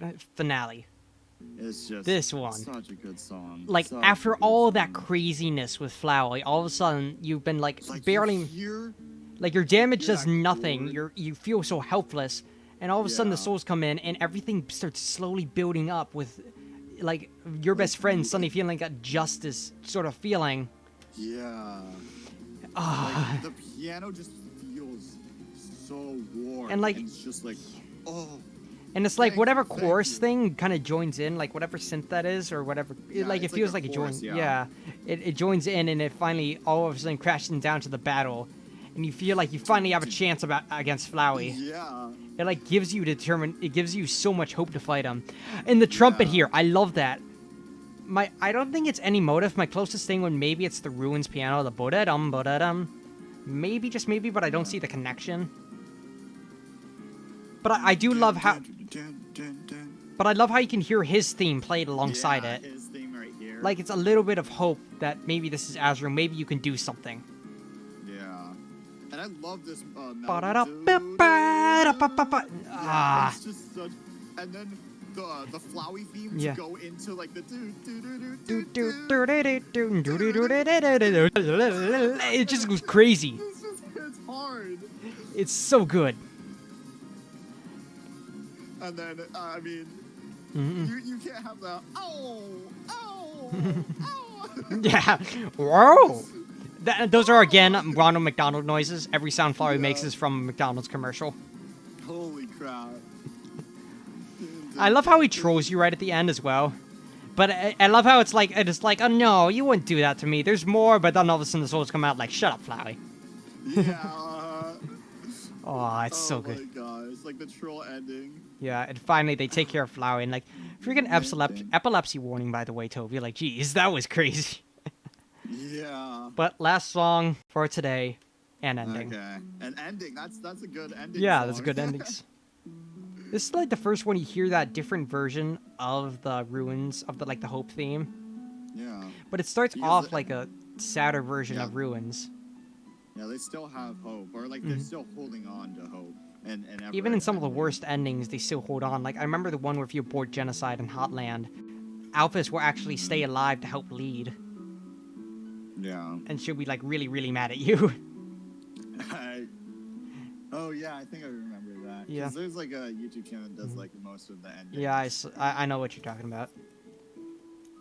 I love how much the piano just kind of drifts off from the original melody. Like with the Yeah. but it's kind of like just kind of keeps drifting, not knowing what to do.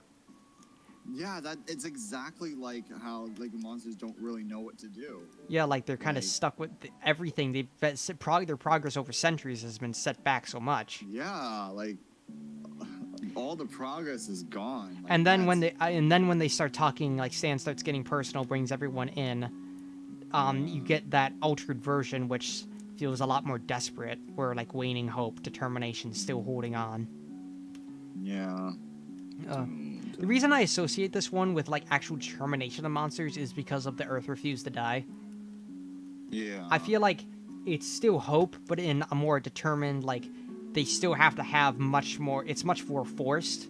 They have to strain to hold on to hope. It's their determination. Yeah. Like, But oh, when the violins come in. yeah, like Those they chords. Just came in for me, and I was like,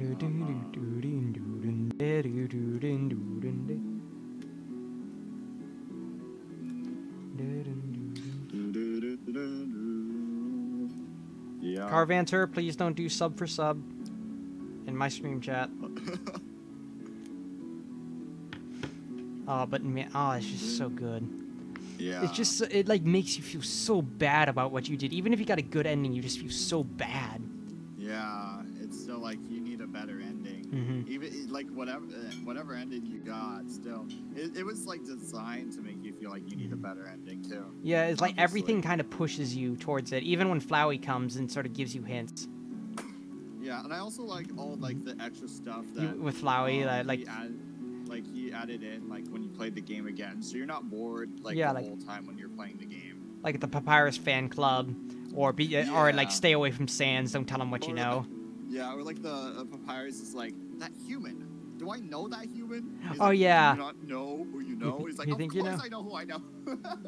Or It's like to see if you know. like honestly, it feels like just an alternate scene. Like it's so Yeah. goofy. It's like spinning around. Look, Papyrus, and he's like, I'm dizzy. And it's like, wowee, I'm dizzy. What am I looking at? That's a rock. Well, what's that in front of the rock? Well, it's not a rock. So by what is it? Something elimination. Process of elimination. It must be a human. Yes. But I love all the dialogue. How many different endings there are, and they just make you feel bad every time. And the best ending I think you can get is if you go on the date with Alphys, but you don't go to the true lab. And so you can. That ending is like wherever, even Alphys. Really? Yeah, if you date Alphys but don't go to the true lab, you actually get an ending where Alphys is in the call with them. I did not know that. Yeah, that's so cool. Because whenever I do that, Yeah, you I just go to always the true go lab. To the true lab, but oh my gosh, I didn't know that.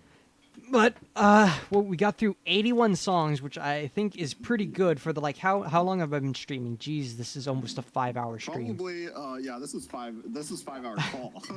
Oh man. But yeah, that well, was- yeah. We're gonna cover the rest sometime. Maybe tomorrow, maybe not. Yeah. We'll see. I guess same Anytime. time tomorrow. Yeah, sure. No. Yeah, but like All right, fine. these are the other ones that are like the good songs. Yeah. The like then we get to like the finally the ending true stuff. pacifist songs. The yeah. true pacifists as well as the genocide songs. Yeah. Yeah, but Well, I'll see you guys tomorrow, I that guess, was or sometime whenever my parents apparently let me. okay. But yeah, this has been really fun, That really was really fun. But I will see you guys whenever next time. Yeah. Oh man.